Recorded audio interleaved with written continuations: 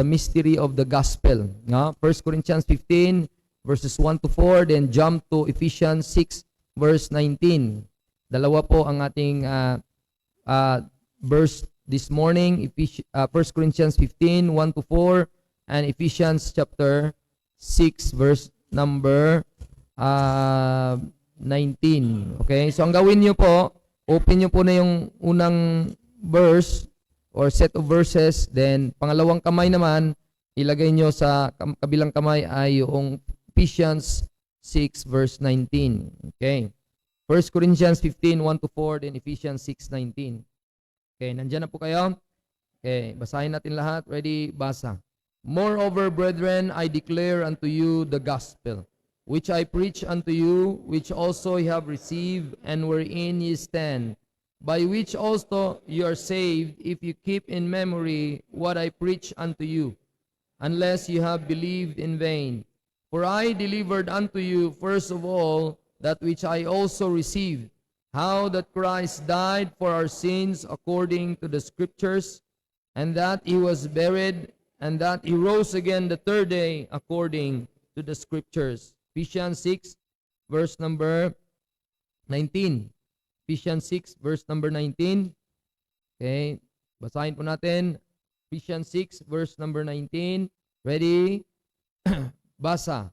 And for me, that utterance may be given unto me, that I may open my mouth boldly to make known the mystery of the gospel. Let us pray.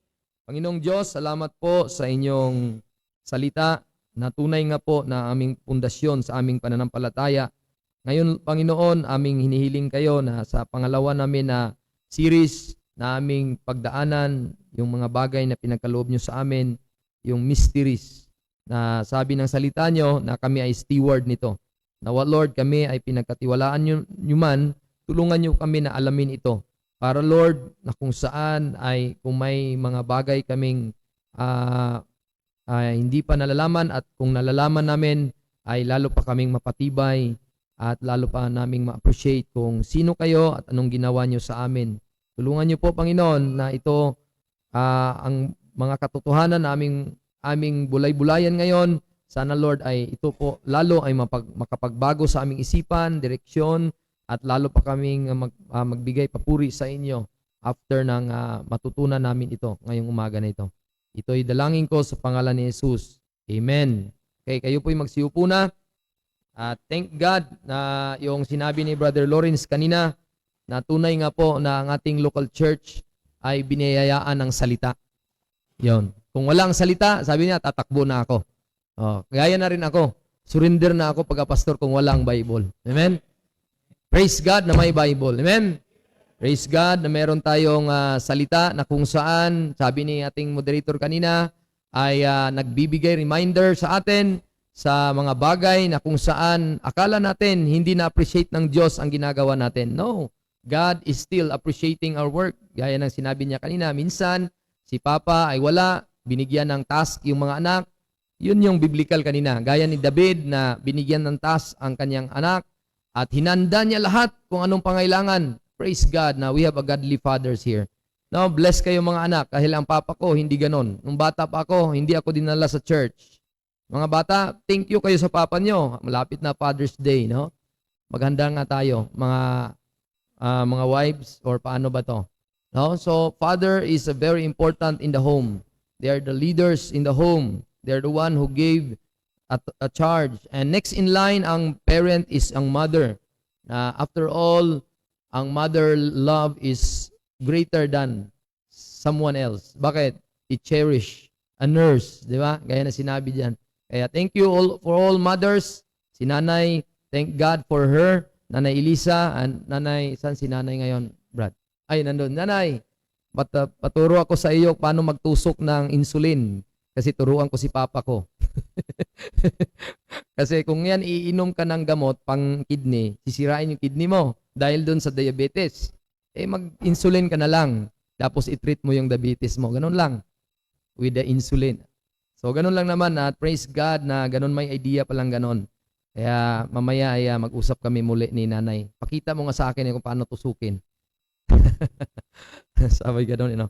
So praise God na meron tayong Word of God, na merong leaders of the home who allow us na mga anak ko ay sana ay yung wife ko, thank God for my wife, na in behalf of me ay she is there to support my family, to let my children know God, at kilalanin nila kung sino talaga ang tunay na Diyos as we live in this community.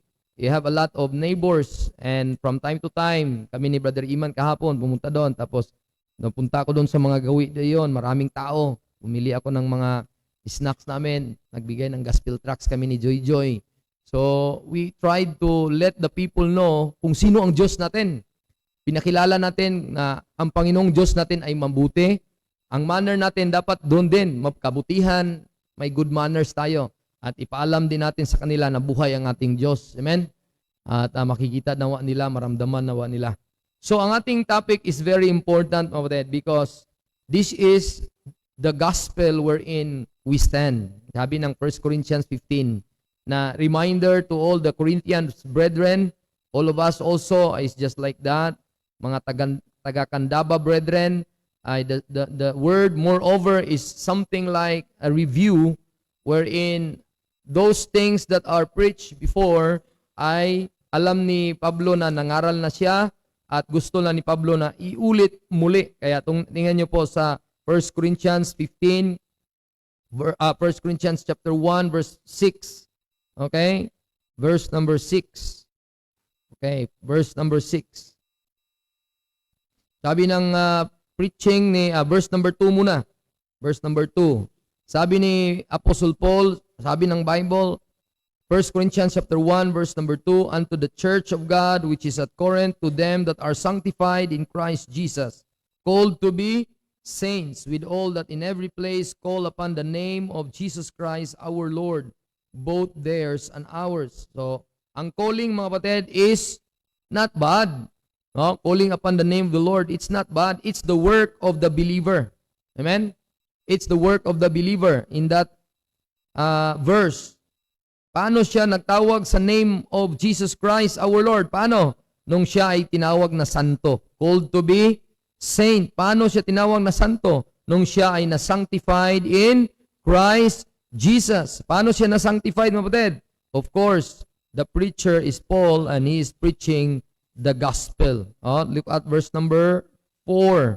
Verse number 4, I thank my God always on your behalf for the grace of God which is given you by Jesus Christ. So, thank God na meron tayong Diyos na ayaw niya tayong mapahamak, kaya sa panahon natin, biyaya po ang kaligtasan. Amen?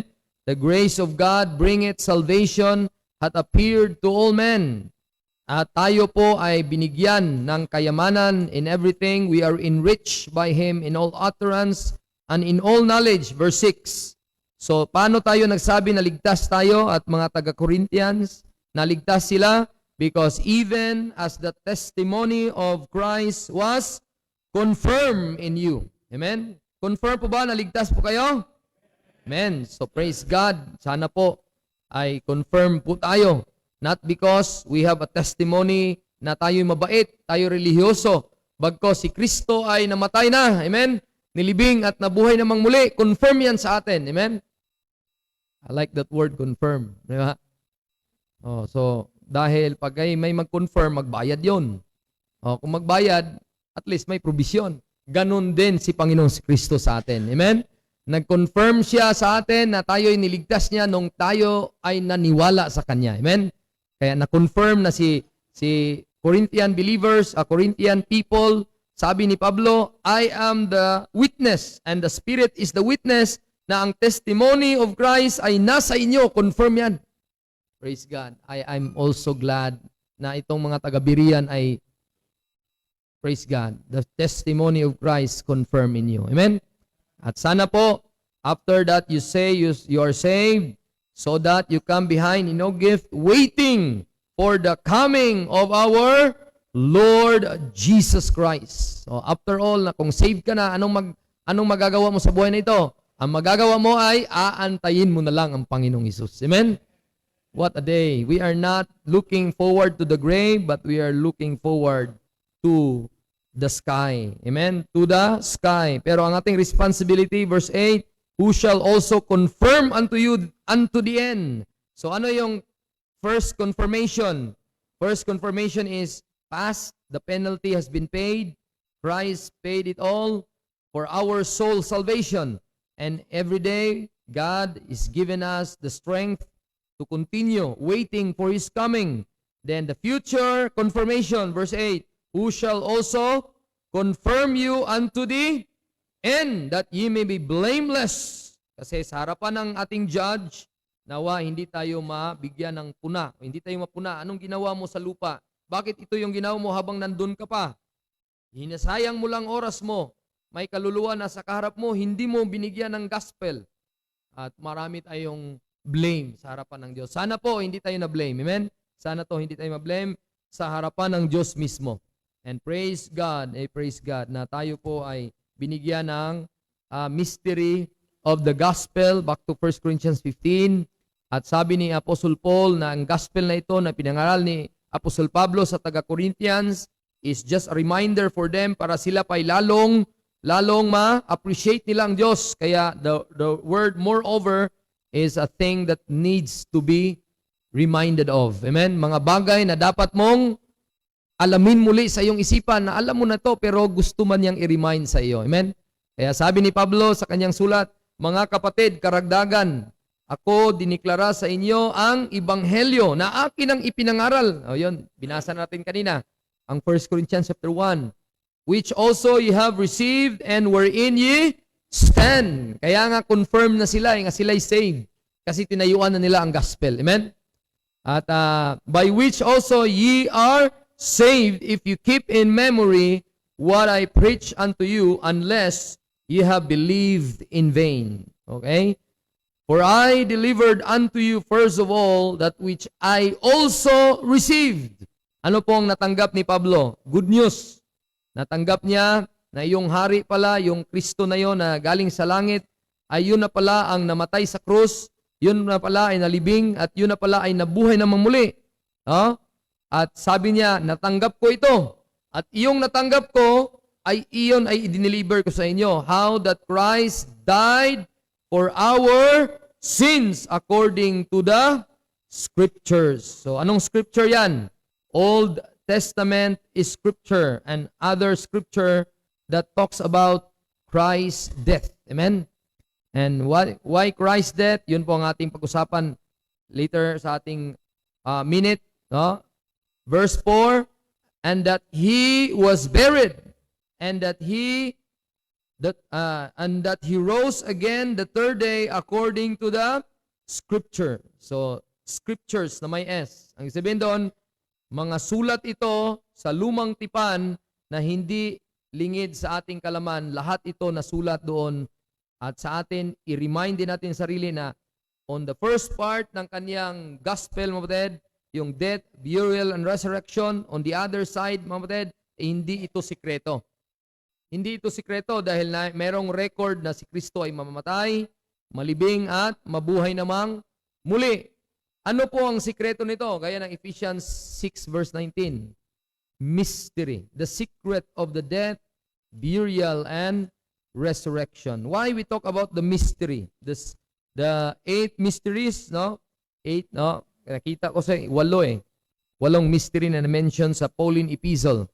At iyan ay inibinigay ng Diyos na information. Dapat hindi tayo ignorante nito. Kasi kung may magtatanong sa atin, alam niyo ba bang mystery of the gospel, Brad or sis? Ay, hindi ko alam. Wala naman si pastor nagturo dyan. Mystery of godliness, ay lalo na, hindi ko din alam. So, kaya dapat natin alamin, mga kapatid. Amen? Ano nga yung mystery of godliness? Ang suma total sa summary natin sa dulo ng ating end doon, it's about the behavior. Bakit? Buong chapter 3 ng Timothy, binasa natin. Kasi yung word na godliness is God-likeness. Paano ka mamuhay na parang Diyos at gaya ng mamumuhay ng isang pastor at diakono na siya ay maayos ang pag-ayos sa kanyang pamilya, pagtaguyod sa kanyang pamilya, sumusunod ang kanyang asawa, isa lang asawa din niya, amen? At siya ay hindi talaga mayabang at nag-take care siya sa lahat ng bagay at ang manner niya, good manner talaga. Hindi siya mayabang, hindi siya na hihigop sa, tama ba pagkatagalog ko? No, nadadala sa mga karangyaan sa buhay, not filthy lucre, lucrative life, ano pa? Marami pa doon. Ano yung mga manner na yun? Magagawa mo ba yon? Sa pamamagitan ng sarili mo? Hindi po. Sa pamamagitan lang Kristo nga mananahan sa iyong laman. Amen? Dahil doon, kaya mo nang mamuhay na ganon. Yun yung bagay na hindi na ipangaral sa lumang tipan. Dahil ang lumang tipan, ang Diyos mananahan sa tabernakulo ni Moises at iyan ay mayroong mga requirement, may division. Yung Levita, di ba bro? Ito lang ay pupunta doon. May mga manner sila. Ilang thousand, ilang edad? 20 years old and upward. At dapat malakas. Kasi kung yan ay magbuhat ng baka at hindi marunong di ba? At ano pa? Maraming mga requirements sa lumang tipan.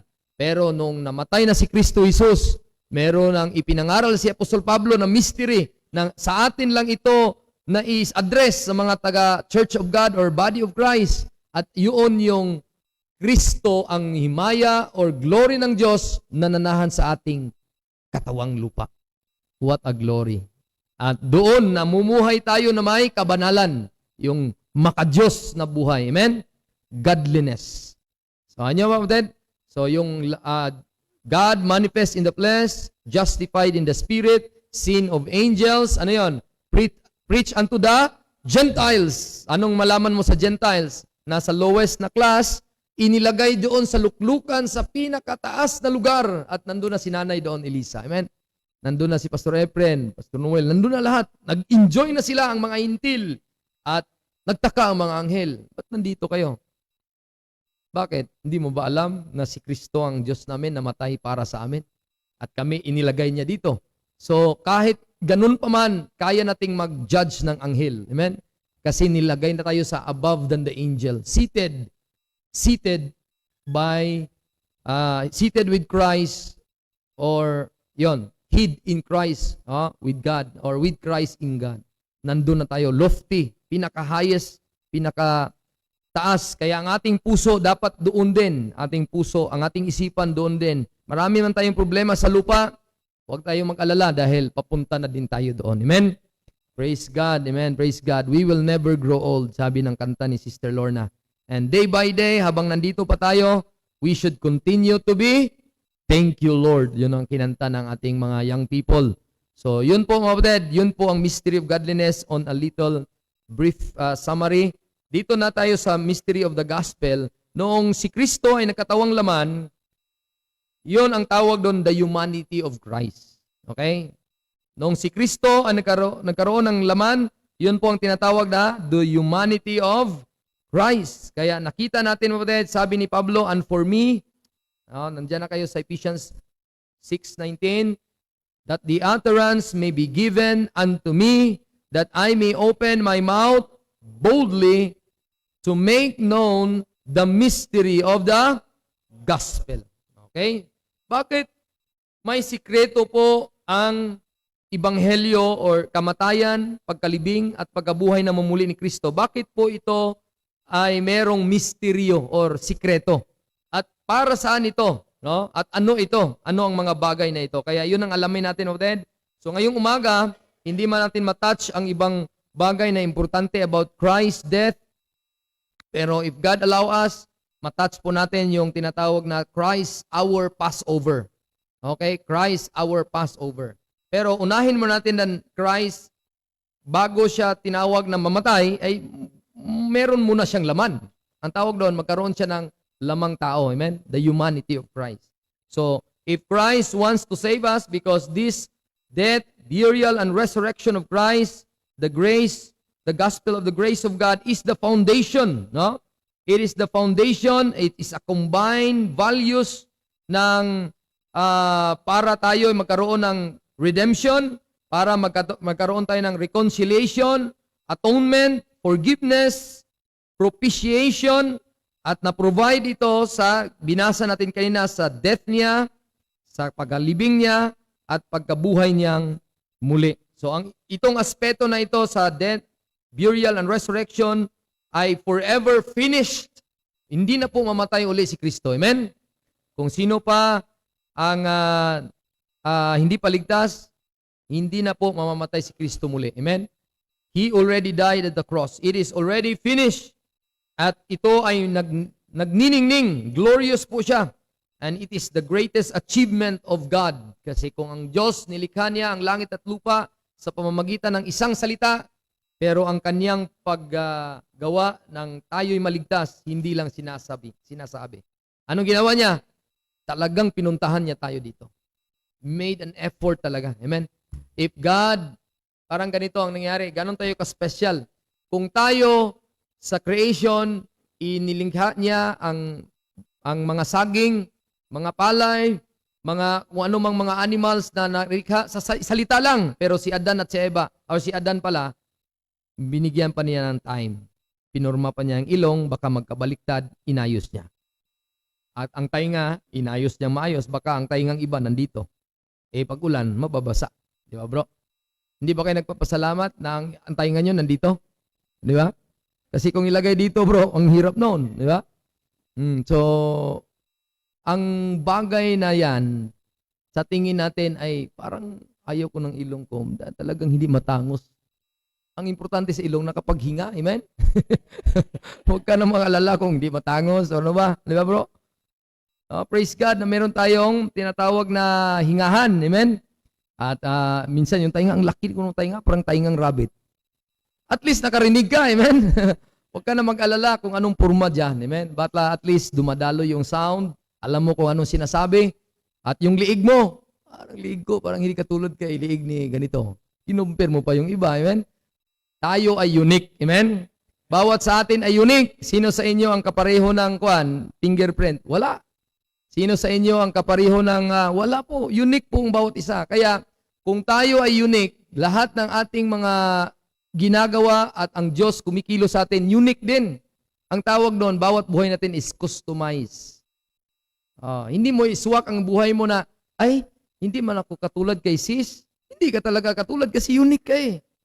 Unique ka talaga. Walang katulad sa'yo. Amen?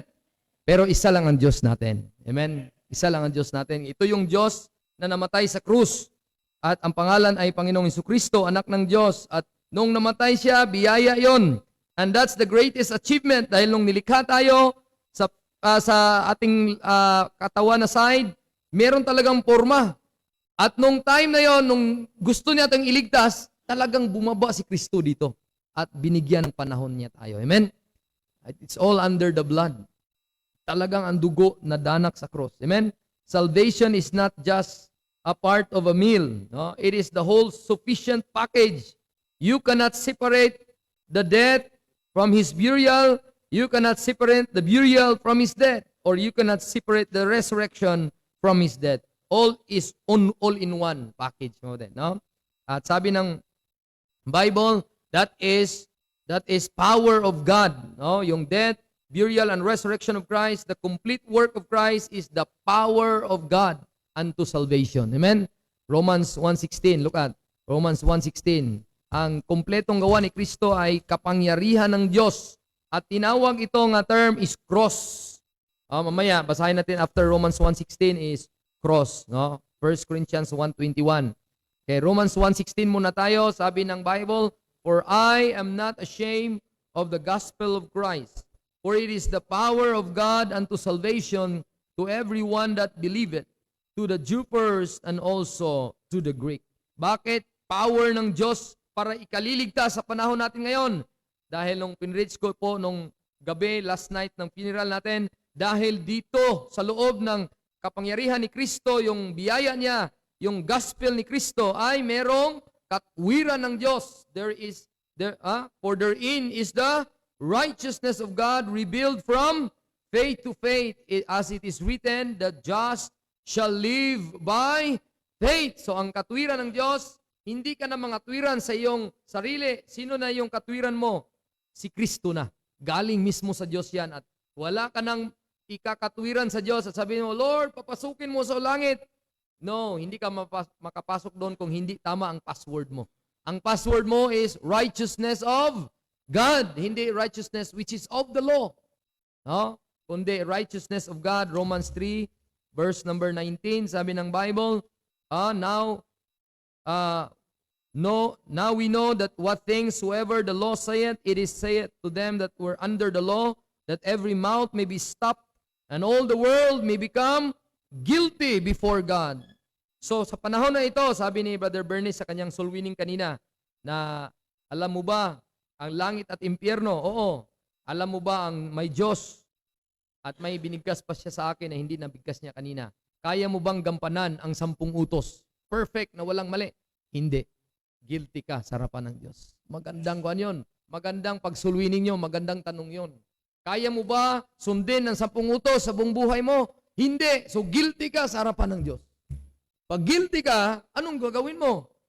Dapat may solusyon ka para hindi ka maimpyerno. Ano yon?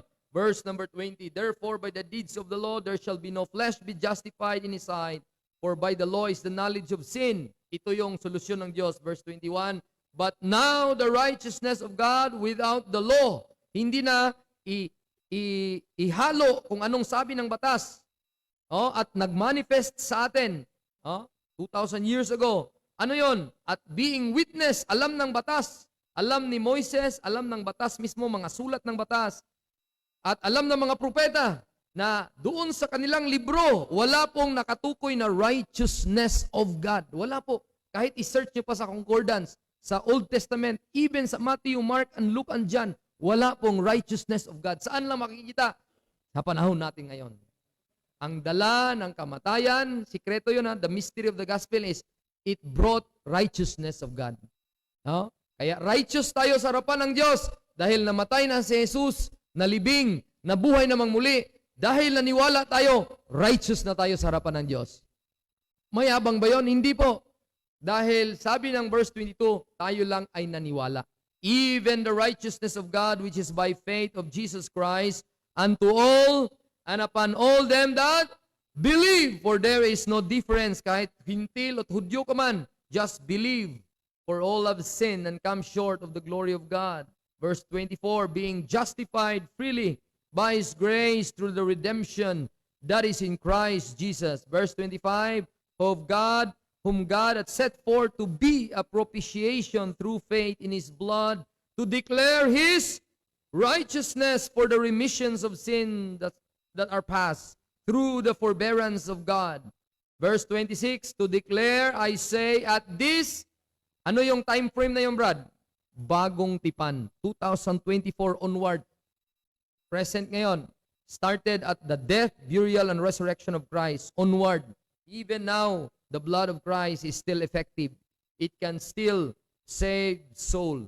Makapagliligtas pa rin ng kaluluwa. At God the Father, verse 26, there is a declaration of the court in heaven. At sabi ng declaration na yan, by virtue of the word of God, the authority, I say, at this time, sa aking paglilitis, sabi ng huwes, at aking natagpuan na ikaw, Mr. Juan de la Cruz, ikaw ay makukulong na pagkahabang buhay at wala ng labasan. Kakalungkot yun. Iiyak ka talaga nun. Ganun tayo. Pero, nung naniwala tayo sa Panginoong Hesus, anak ng Diyos, ang huwis, ang korte, nagsasabi, I have the witness, the Holy Spirit, at sabi niya, ikaw, Mr. Randy Miasco, ay ayon sa aming paglilitis at pag-usisa, tama bang pagkatagalog ko? Tulungan niyo ako. Baka ako'y guilty. No? Ang pag-usisa at nakita ko, ayon dito sa deklarasyon ng batas, na ikaw ay hindi guilty dahil naniwala ka sa anak ng Diyos. Amen? And the God the Father, the title of God the Father is Justifier. Sino po ang ginastify niya? Of Him which believeth in Jesus. Do you believe on the gospel of the Son of God? Praise God. You are not guilty in His sight. Mayabang ba yun? Kayabangan ba yun of that? Verse 27, where is the boasting then? Is it excluded? By what law? Anong batas na masasabi mo na hindi ka na guilty? Is it the law of works? Hindi po. Nay. Kaya pwedeng pag no, pwedeng nay. But by the law of faith. Ano bang law of faith? Faith cometh by hearing, and hearing by the word of God. At nung ako po ay naniwala sa Panginoong Hesus, meron akong substance, meron akong evidence. Faith is a substance of the things hoped for and the evidence of the things not seen. Did I see heaven? Could I see God in heaven? No, sir. Hindi ko nakita ang Panginoon dahil Espiritu siya. Ang langit, hindi ko pa naabot, pero nakita ko may idea sa langit. Marami po, Revelations 4, dami, may throne, merong mga elders, may mga anghel, may mga nasumasamba sa Kanya, pero sa mukhaan, hindi ko nakita. Pero I have it in my heart. Amen? Naposes ko siya. Bakit, Mauded? Sabi ng Bible, dahil ako'y naniwala, napasa akin na ang blessing ng eternal life. Amen? I have that eternal life because of that righteousness na binigay ng Panginoon sa akin. Kaya I could say, the death of Christ, the burial of Christ, ang mystery dito ay for the righteousness of God na ma-impute sa akin. Paano ko na-impute ang katwiran ng Diyos na bilang hintil? Is He the God of the Jews only? Is He not also of the Gentiles? Yes, of the Gentiles also. Then, no? Seeing it is one God, which shall justify the circumcision by faith and the uncircumcision through faith. Bakit through faith? I don't have God. Wala akong Diyos kahapon or nung nakaraan na hindi pa ako saved. Pero nung time na niwala ko, wala akong contribution. I am saved because of the righteousness of God imputed in me. Verse number 4, look at Romans chapter 4, verse number 5. Ito po yung unang sa mystery of the gospel. Ano yon? It brought righteousness of God, mamatid. No? It is not talk about in the Old Testament, but it is only talk about here in our time ng grace period. No? The gospel before, the good news before is not the same with the good news sa atin ngayon. Amen? Kaya kailangan natin bigyan ng pansin yon kasi maraming tao na minix nila yung idea na yon. Klaro ang Bible. Verse number 5, ano sabi ng verse number 4? Verse number 3 muna. For what saith the scripture? Abraham believed God and it was counted unto him for... sabihin mo, Pastor, akala ko ba, sabi mo, wala pa namatay si Kristo, Abraham yung tinutukoy ni Apostol Pablo. Sabi mo, rightly dividing the word of truth. Paano yan? Isa lang pala eh. Di ba? Abraham believed God eh. Naniwala pala siya eh. Kuha niyo po. Paano niyan ibigyan nyo ng answer ang mga magtatanong? At sabihin mo, ang kaligtasan sa bagong tipan ay hindi katulad sa lumang tipan. Sabihin niya sa'yo, ang ginamit mo na bersikulo, Pastor, si Abraham, naniwala sa Diyos. At sabi mo, hindi paniwala ang kaligtasan sa lumang tipan. Diba? So anong mystery ng death, burial, and resurrection of Christ? Ang mystery na kapag liligtas sa atin, pupunta tayo ng langit dahil righteous tayo sa harapan niya, dahil may righteousness of God na sa atin. Kagaya ni Abraham na niwala. Paano si Abraham nagamit para sa atin na hindi naman tayo anak ni Abraham? Tingnan niyo po ang verse 4, 5, 6, 7. Makuha niyo po ang sagot. Hanggang verse number 11. Okay? Basahin natin sa ating mga mata. Now to him that worketh not is the reward not reckoned of grace but of death. Paano masabi na righteous ka sa harapan nung naniwala ka sa death, burial, and resurrection of Christ? Paano? Dahil na-impute sa iyo yung righteousness, not reckon of your work, but reckon of grace. But to him that worketh not, verse 5, but believeth on him that justifieth the ungodly, ano yon? His faith is counted for righteousness. Kaya masasabi mo, ako, wala na akong kasalanan sa harapan ng Diyos. Righteous na ako. Bakit? Naniwala ako na namatay si Jesucristo para sa akin, nalibing na buhay namang muli. At dahil dito, ako na ay pupunta ng langit. Paano nga i-defend mo na magsasabi ka na hindi katulad ang kaligtasan mo sa lumang tipan? Paano? Nga ginamit naman ng Panginoon sa Romans 4 si Abraham. Verse 6, ang sagot pa hanggang verse 11, even as David also described the blessedness of man unto whom God imputed righteousness without works. So, prayer lang yun ni David. Salmo niya, saying, verse number 7, blessed are they whose iniquities are forgiven and whose sins are covered. Verse 8, blessed is the man to whom the Lord will not impute sin. Verse number 9, cometh this blessedness then upon the circumcision only, or upon the uncircumcision also? For we say that faith was reckoned to Abraham for righteousness. How as it then reckon? Paano nagkaroon ng righteousness na righteous si Abraham sa harapan ng Diyos? Verse number 10, when he was in circumcision or in uncircumcision? Tanong po ng Bible sa ating lahat. Sinagot na din ng Bible sa ang sarili niyang tanong. Not in circumcision, but in uncircumcision. Kaya pala, ginamit si Abraham na example sa atin na mga hintil para tayo maniwala sa kamatayan, pagkalibing at pagkabuhay ni mula ni Kristo. Tayo ay maliligtas kung maniwala tayo gaya ni Abraham na may imputation of righteousness nung naniwala siya. Naniwala pa siya ng tuli or hindi pa siya tuli? Sorry to say, nung hindi pa siya tuli. Verse number 11, for he received the sign of circumcision, a seal of the righteousness of faith, which he had yet being uncircumcised. Hindi pa siya tuli. So, illustration ni Paul si Abraham, hindi ibig sabihin na illustration ni Paul si Abraham ay patungkol na ito sa kaligtasan sa buong lumang tipan na wala nang gawa. Amen? Dahil po, ganito yon, hintil pa si Abraham that time. Amen? Kaya nga, parang ama na rin siya sa atin. Amen? Sa faith, father of faith ang tawag doon. Bakit? Naniwala si Abraham, hindi pa siya natuli. Ano ba ang tawag ng mga tao na hindi pa natuli? Gentile nation or Gentile people.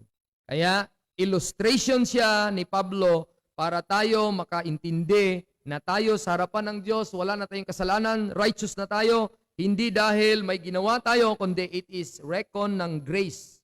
Gireko na walang bayad yon. Amen? Naniwala lang tayo. Gaya ni Abraham na wala pang tuli, naniwala siya. Righteous siya.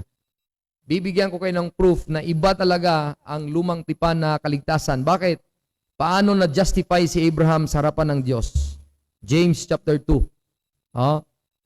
Okay, saibit muna tayo. Alam ko naman na mystery of the gospel ang ating topic, pero kailangan natin na bigyang pansin ang rightly dividing the word of truth, how we interpret and approach God's word. We should interpret it literally, and kung anong sinabi ng Bible, yun ang ibig sabihin nito.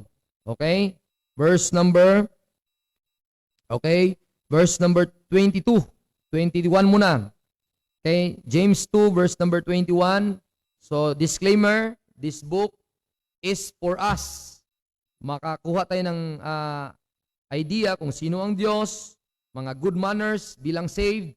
Pero, directly sa atin sinulat, hindi po. This is written to all those people na scattered abroad, yung mga Hudyo. Pero ang topic ni James si Abraham. Verse 21, was not Abraham our father justified by works?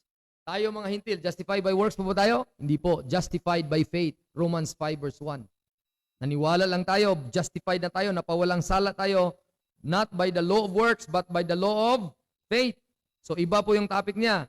When he had offered Isaac, his son, upon the altar. So, kailan po si Abraham natuli?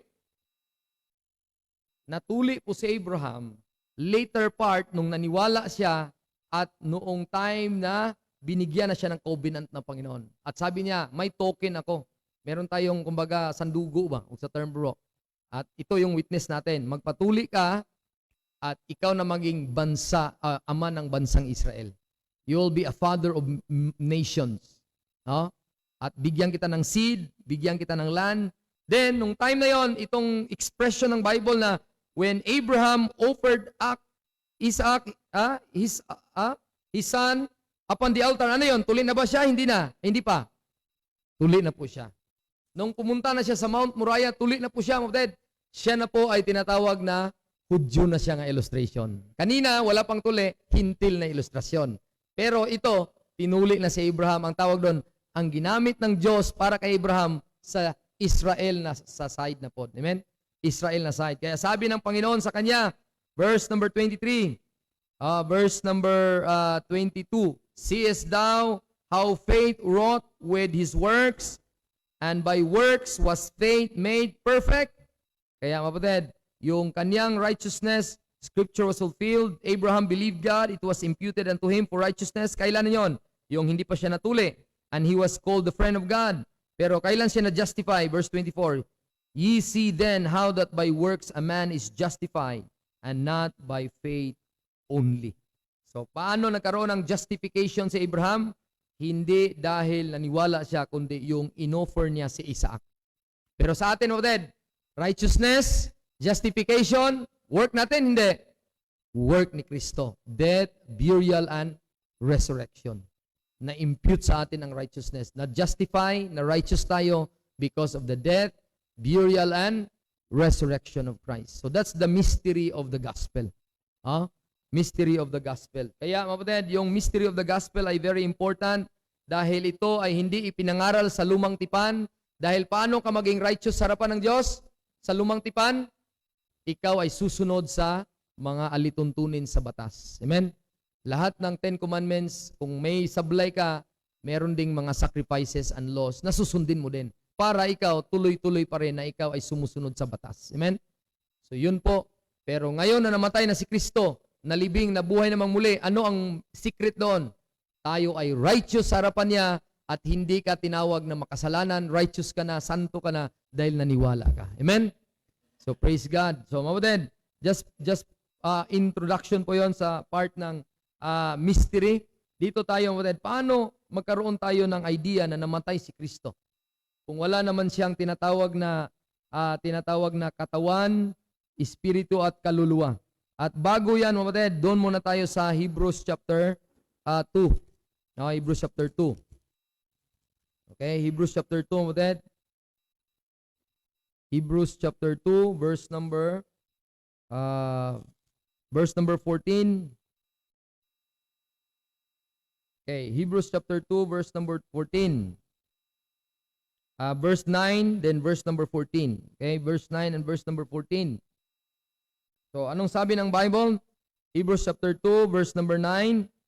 But we see Jesus, who was made little lower than the angels for the suffering of death, crowned with glory and honor, that he, by the grace of God, should taste death for every man. So, in that idea, mababad, makuha muna natin yung death niya. Kasi tatlong area yon. Bakit masasabi na tayong righteous? No? Bakit masasabi tayong righteous? So yun ang intro, summary yung kanina. Na tayo'y righteous sa harapan niya, wala tayong kasalanan sa harapan niya, dahil naniwala lang tayo. Pero baybayin natin, paano tayo magsasabi na yung kamatayan niya ay sapat? Ang pagkalibing niya ay sapat at pagkabuhay niya muli niya ay sapat niya at righteous tayo. Ito yon, verse number 14. Sabi ng Bible, for as much then as the children are partakers of flesh and blood, he also himself likewise took part of the same, that through death he might destroy him that have the power of death, that is the devil. So sino po ang may power na tayo po ay pupunta sa impyerno? Dati, ang diablo, siya po ang may kapangyarihan. No? Siya po ay may power to allow us na pwedeng mapunta sa impyerno. But praise God na tayo po ay may Panginoon na namatay na sa krus, and God, Jesus Christ, took part of that flesh. At yung blood niya na shed, at para tayo ay i-substitute sa part ng death na yan. And sabi ng Bible sa 1 Timothy 3 verse number 16, look at 1 Timothy chapter 3 verse 16, this is the godliness, mystery of godliness. God was manifest in the flesh. Then, yun po ang expression lang na binasa ko. Romans 8 verse 3. Romans 8 verse 3. Okay? Paano masasabi, Pastor, na yung kamatayan niya ay yun ang pwedeng i-reason out ko? Kasi tatlo to death, burial, and resurrection. So makikita natin, bakit masasabi natin na yun ang makapagsabi na ligtas tayo? Romans 8 verse 3, God sending His own Son in the likeness of sinful flesh. So nasasabi natin na totoo po si Kristo dahil isang araw pumunta po siya sa isang laman ng Hudyo, hindi laman ng Hintil. So saan po siya na nakatira? Doon sa Jerusalem. At hindi po siya sa Davao. Amen? Hindi po siya sa Davao. So, impostor po yon. So sabi nga ni Apostle John sa in the gospel na sinabi niya sa John chapter 1 verse 1, ano po ang title ng Son of God? Wala pa si Kristo nagkaroon ng laman. Ang salita, ang tawag sa Panginoong Hesus. So ang pangalan niya dati ay ang salita. Eternal title of God the Son is the Word. And in the beginning was the Word, and the Word was with God. I'm reading John chapter 1 verse 1. And the Word was God. Verse 14. And the Word was made flesh and dwelt among us. And kung ikaw mismo tao, hindi ka naniwala nga si Kristo pumunta sa laman, ang tawag sa iyo ay Antikristo. No? Sabi ng Bible sa 1 John chapter 4 verse number 2. Every spirit that confesseth that Jesus Christ come in the flesh, anyone that confess that Jesus is come in the flesh is of God. Pero kung sino ang hindi mag-confess na yan, Antikristo. Mahirap yun, no? Sila mismo na nagsabi nga, kami, kung hindi kayo papasok sa kawad namin, hindi kayo maliligtas. Pero tanungin mo, si Kristo ba ay pumunta sa laman? Diyos din siya? Hindi. Mahirap siya. Paano kaya yan ilagay sa kanilang isipan mo? No? Paano kaya iligay sa kanyang puso? Kaya there must be a blindness first para sila ay maniwala. Kaya we will pray for each and every soul na ma-encounter natin. Amen? There is that declaration in the Bible that yung Diyos sa langit, nagpupunta sa lupa, siya po si Jesus Christ. Sabi ng 1 Timothy chapter 2 verse 5, for there is one God and one mediator between God and men. Ano yon? Sino yon? The man Christ Jesus. Tingnan niyo po. The man, tao. Christ, yung pagka-Diyos niya, Jesus. So sa loob ng tao, Diyos din. Amen? The man, Christ, Jesus. So man, tapos Christ, tapos Jesus. Sa loob niyan, yun yung Diyos. Amen? So hindi lang siya tao na ordinary. Diyos din siya. So hindi siya tawag doon ordinaryo na makikita mo, may muka, tao naglalakad. No. He is an extraordinary man living on earth. Sino sa inyo nakapaglakad ng tubig? Sino sa inyo? Huwag na kayo maniwala sa mga vlogger sa YouTube, no? Na lumilipad. Camera trick lang yon. Amen? Naglakad sa tubig. Only Jesus Christ. Amen? Sino sa inyo ang may alam na naglalakad after ni Kristo? Naglakad ng tubig? Sino? Ha? Tama. Sino yung sabi? Yan. Pero hindi siya nakapagpatuloy na maglakad. Bakit? Hindi naman siya Diyos eh. Bakit? Ano ba ang kaibahan ni Kristo at saka ni Peter? Si Peter, kumuha lang siya ng power na maglakad ng tubig dahil nakatingin siya ni Kristo. Noong nakita niya na may mga hangin sa ibabaw, saan siya nakatingin? Doon na sa hangin. Doon na sa mga medyo may something na bagyo, boisterous wind. Nung tumingin siya doon, naglakad siya, lumubog. Ganon din ang Kristiyano. Ganon din ikaw. Na minsan, nag-discourage, umiyak, at maraming problema. Bakit? Tumitingin ka sa problema mo eh. Amen? Tingin ka sa Diyos. Amen? At hindi ko alam kung titingin lang si Pedro ng matagal kay Kristo, baka ilang step pa mamalakaran niya ng tubig doon. Amen? Pero ilang minute lang ata, second, after that, nalunod siya eh. Di ba? So, ganun din ang Kristiyano. Ganun din ang anak ng Diyos minsan. Na minsan nagsasabi, ako ligtas. Pero kung may tinutukan na problema, nawawala sa isipan. Naaburido, marami problema. Pero praise God, my Bible. Yun sabi ni Brother Lawrence Kayana. Kasi ito yung Bible, bro. Ito yung si Kristo, ang kanyang mukha. Hindi man pwede titingin ka sa mga mukha ni Kristo sa litrato sa binibenta doon na rockstar, ano pa. Ano bang mga Kristo na mga mukha doon? Kristo na nagdadala ng mga gitara, ano pa? No. Jesus Christ's face is in this book. Gaya ng sinabi ni brother kanina sa young man, wherewithal shall a young man cleanse his way by taking heed thereto according to thy word. And sabi ng preaching ni Evangelist Roger nung nakaraan, we see Jesus partly. We see the glory. No? This is the face of Jesus Christ, the glory of God, the glory of Christ in this book. Amen? At the more ikaw pupunta sa libro na ito, the more ikaw mahaluan ng kanyang glory. Amen? You will be changed from glory to glory. Kung ikaw ay ligtas na, glorious ka na, pero ma-change pa yung character mo, yung mindset mo. And that's the power of the gospel. Amen? Na sabi ng Bible, the power of the gospel is sabi ng 1 Philippians chapter 1, prayer po ni Apostle Paul, Philippians chapter 1. So alam ko na marami pa akong sasabihin, pero the Lord is leading me sa gusto niyang idiin na mga application. After all, we say we are saved. Ay sana kapatid, ay sabi ni Apostle Paul sa kanyang sulat sa Philippians na verse number 27, sabi ng Bible, ready, go. Only let your conversation be as it becometh the gospel of Christ. So ano ba ang salitang becometh? It is a present progressive. Becometh. Ang sabihin doon, it's the lifestyle. The gospel of Christ is not the doctrine only na maligtas ka, kung maniwala ka, kundi buhay mo dapat yon. Buhay ko dapat ito. It will become it the gospel, ang buhay natin. Amen? Hindi yung, halimbawa, pag ikaw ay sobrang init, anong heat index bro? Nakaraan ng mga principal. Nasa classroom po ba kayo? Morning session lang kayo bro, no? Bakit? Alam nyo na mainit. Pero, ang Kristiyano, madidetermine siya nga Kristiyano siya. Okay lang mainit. Mas mainit ang impyerno. Mabigkas niya yung kaligtasan niya. Mabigkas niya yung hindi yung talagang mareklamo. Ano ba to? Talagang sa sobrang init na, nagagalit ng ulo, pinagalitan na si husband, pinagalitan na. Walang reason na, nagagalit. There's no reason na magalit siya. Pero talagang naapektahan na siya sa sobrang heat index na yon.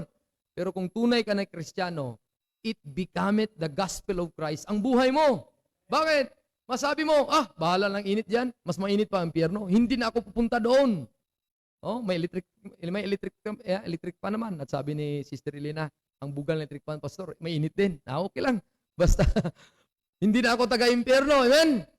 At pinadama natin na itong future na ito, ang heat index ng sa sanlibutan, hindi lang sa Pilipinas, kundi pati sa Amerika, masusunog na lahat. Ang tawag doon bro, yung mga tinatawag global warming, wala yun. Sa Revelation, iinit talagang mundo at gugunaw dahil sa init. Amen? And praise God, hindi tayo abot doon. Amen? Wow, amen? Hindi na tayo abot doon. Dahil one day, we will enjoy heaven. Amen? One day, aangat tayo at itong lupa, sa kanila na to. Mga taga GW na, sa kanila, sa inyo na, kung kaya nyo mag-endure unto the end. So mga GW, kaya mga kapatid, praise God na meron tayong gospel of Christ. At sana hindi lang ito gospel na sinampalatayan at tinayuan, kundi pamumuhay mo ito. Become it the gospel of Christ. Na hindi ka na mag-murmur.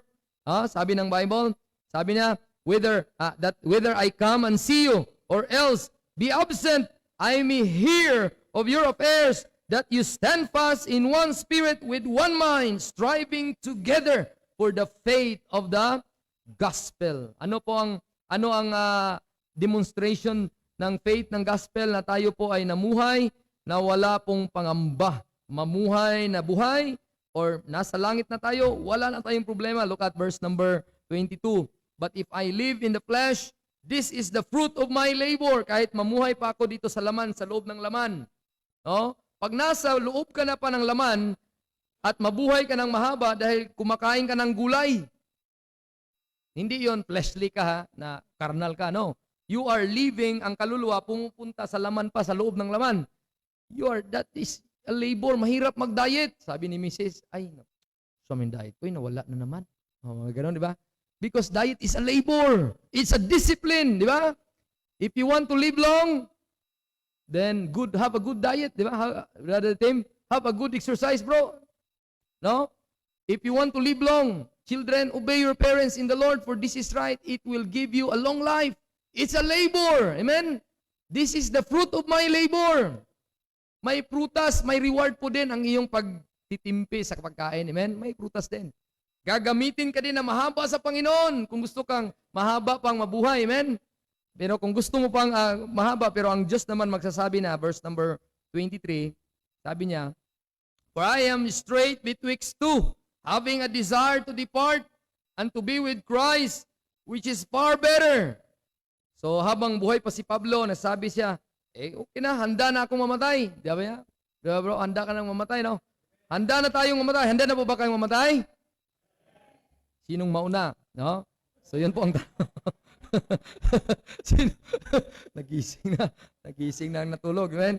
So, sabi ng Bible, wala tayong problema doon sa taas. It's all far better. Amen? Gaya ng aking statement, I made a statement, when we are in heaven, it's far better. But we live long on earth, it's far bitter. Bisaya ba? Bisaya sa better, bitter. Kasi ang Bisaya, gagahi man na kayo.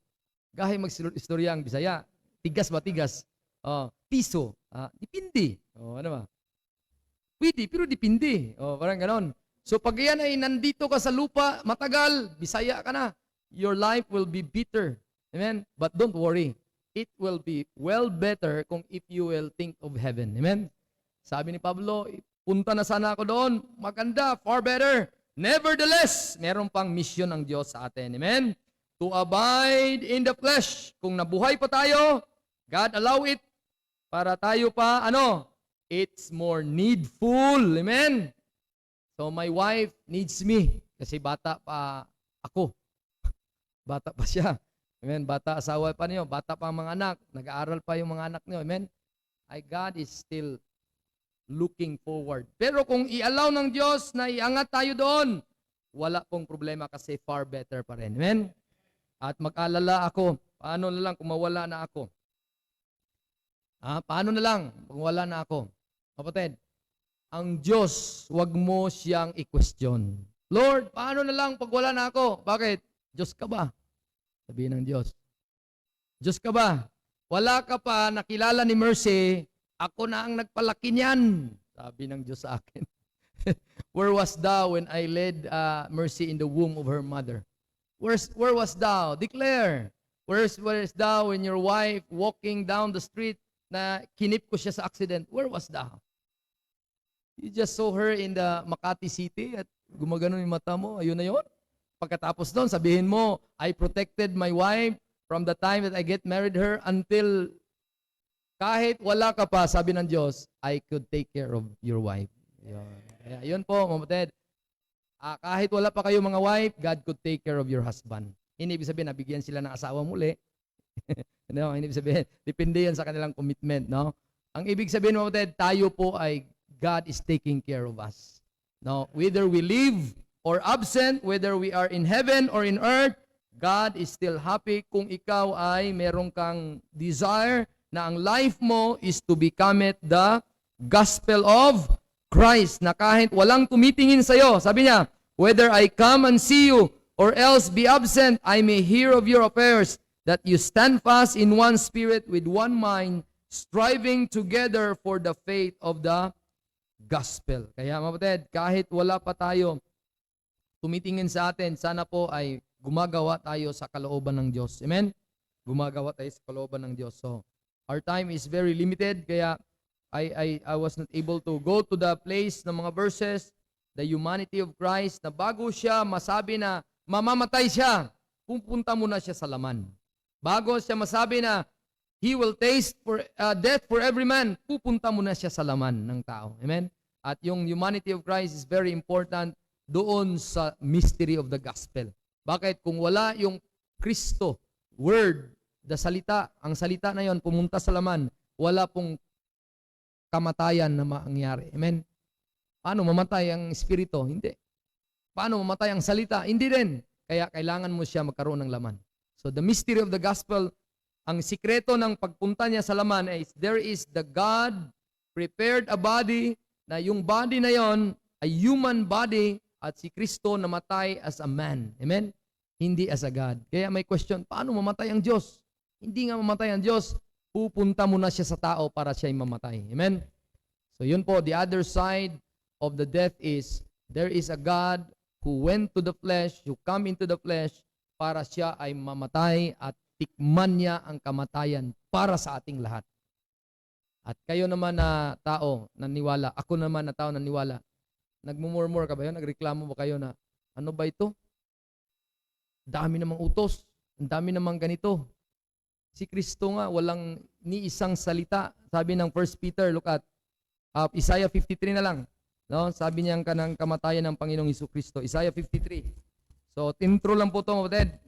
Ang intro natin na may kasamang practical living. Kasi Gusto natin na hindi lang tayo magkaroon ng doctrine. Gusto natin na doctrine ay mag manifests, no? Lalabas as a life manifestation. Look at sa buhay ni Kristo nung namatay siya, verse number 7. He was oppressed. He was afflicted. Ano ba yung nangyari? Yet, He opened not His mouth. So, nung siya po ay papunta na doon sa cross, binugbog, at dinuraan, nilagyan ng koronang tinik, na-oppress po siya. Sino pong na-oppress na dito? Kaya feeling oppressed ang mga tahanan mga anak, minsan, ako na lang lahat. Sino sa inyo mga ganon? Ako na lang lahat. Pagod na nga ako pa. O mga ganon. Walang dapat reklamo. Kasi our life must be begamit of the gospel. Dapat kung ano ang pananampalataya mo na naligtas sa'yo, ganon din ang buhay mo dapat. Na walang reklamo. Amen? Namatay si Kristo, nagreklamo po ba siya? Hindi po. He opened not His mouth. Wala siyang reklamo. Ni katiting na marinig mo sa Kanya, wala. Kaya sabi niya, He was afflicted, He opened not His mouth. He was smitten, He opened not His mouth. He was accused of people na hindi naman niya ginawa. He opened not His mouth. At sinabi niya, bakit mo ko sinasabihan ng ganyan? Hindi ako ganyan. Di ba? Ano pa mga gusto mong kuhan? Mag-away mga misis at husband. Mag-away? Ano ba ito? Sabihin mo akong ganyan? Wala kang kiss for 1 week. Para pa, wala kang ganyan. Wala ka. Outside the kulambo ka. Sabi ng wife. Dapat you open not your mouth. Amen? Ipag-pray mo muna bago ka mag-open ang mouth. Baka pwedeng hindi na lang i-open ang mouth. Amen? Bakit? Sabi ni Kristo, siya mismo namatay para maligtas ka. Nalibing at nabuhay namang muli. At noong siya'y namatay, hindi siya nagreklamo.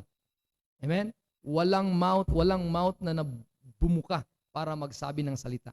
Ano pa ang sabi niya kung bumuka man? Ama ko, patawarin niyo sila. Ang ganda. Bumuka nga pero ang ganda ng sinabi. Amen? Para sa ating favor, hindi favor niya. Kaganda. Ama ko, patawarin niyo sila. Hindi niya alam ang kanyang sinasabi. Maganda sanang gano'n, no? Ang ating buhay parang gospel. Amen? It became the gospel. Na namatay si Kristo, the first part, wala siyang ginawa. Wala siyang sinabing reklamo. Is just like a lamb na sobrang amo na lamb na which is, pag-usapan natin mamaya konti, i-touch natin yung the Passover lamb. He was brought as a lamb to the slaughter and as a sheep before her shearers is dumb. Para siyang walang, ano bang Tagalog, Brad? Mahirap magsalita ng Tagalog, magkamali ako pagkabigkas Basta dumb, hindi makapagsalita. No? Si Bisaya ako, makapronounce ako ng hindi maganda. No? Ayun, no? Kayo nang bahala. Kasi kung ako'y magsalita ito, hindi maganda pakinggan. No? So, ganon yon. He opened not His mouth. No? He opened not His mouth. Hindi siya nagsalita. Bakit? Para siyang hindi nakapagsalita na tao. Bakit? Kung ya'y magsalita siya, baka hindi na ma-obey niya ang God the Father niya. And praise God. Sana it become the gospel ang buhay natin. What's the secret of the gospel? Ang unang introduction ko, it brought righteousness of God. Amen? Kaya righteous ka sa harapan ng Diyos dahil ang anak ng Diyos righteous. Amen? Kaya ikaw, napunta ang Panginoon si Kristo, righteous ka sa harapan niya. And it's not about the law, it's not about the 10 commandments, it's about the finished work of Christ. At ang ating other side naman, sana ganun din ang pamumuhay natin. It become the gospel. First part pa lang tayo, hindi pa natin mausad-usad, and praise God for His word. Let's all stand with that. Let us pray. Our dear Heavenly Father, I thank Thee for Thou art good and righteous, Thou art holy, and in behalf of Your attributes, sa banda na yan ay hindi namin kayang abutin yan dahil kami, Panginoon, ay madumi, makasalanan, anak ni Adan, wala kaming maipagyabang. Madali kaming madala sa kasalanan at we're by nature a children of wrath. But once in our life, somebody ay nag-open ng Bible, somebody preached to us the gospel of the grace of God, ang gospel na kung saan aming sinampalatayaan. At may sikreto pala yon, may mystery pala doon. Yung mystery ay it brought righteousness. Ang righteousness na yon, not according to the law, but according to your own purpose and grace. Kaya thank Thee, O Lord, for Thou art good, na ikaw na ang sumagot mismo ang sarili mong demand na kami dapat ay maging banal, righteous, at katwiran. Hindi namin maibigay, maisubmita sa inyo yan as a tao, kundi somebody made a way para kami sa harapan nyo ma-meet namin yung requirements, Lord. Thank you. Thank you, Father. And the Holy Spirit is the witness na kami nung naniwala kami ay naligtas kami. Lord, on the other side naman, Panginoon, na kami, Lord, ay sana ay tulungan nyo kami na mamuhay kami na may na haum doon, fit doon kung ano ang pinampalatayaan namin, na yung kamatayan nyo, pagkalibing, pagkabuhay namang muli ay doon sana ang buhay din namin. Yung there's no way, there's no room, Panginoon, sana ng murmuring, complaining in this life, because our life should be commit the gospel. Lord, please help us as we continue in this life. Be with our dear brethren who are in weakness, na sila sa kahinaan ngayon. Touch their body. Use their life, Lord, in this habang nasa lupa pa kami, for them, na sa kanila mismo ang kanilang liwanag, yung Kristo na nasa kanila ay maibahagi nila sa iba. Maipamuhay nila, Lord. Maipamuhay din namin sa bawat isa sa amin, sa family namin, sa church namin, at even sa lahat ng mga anyone na kung sino pang masalamuha or ma-encounter namin. Tulungan niyo po kami, Panginoon, na mabigay namin lahat ng papuri, pasalamat, preeminence, dahil sobrang buti niyo sa amin. Kung ano mang na-touch namin na message, sana, Panginoon, na kayo po ang nagkaroon ng preeminence at nag-glorify po kayo noon. Nawa accepted po sa inyong harapan ang aming meditation sa aming puso. Kung ano mang mga kahinaan namin, Panginoon, tulungan niyo kami, patuloy kaming maglingkod sa inyo until we come to that place which is called glory in heaven, at even our loved ones who have gone before us, enjoying, worshiping you. Even this morning, Lord, salamat, Lord, as we gather together at magkaroon kami ng pansamantalang hiwalay-hiwalay, at we could take our lunch because we need it in our flesh, and we need to be revived sa aming physical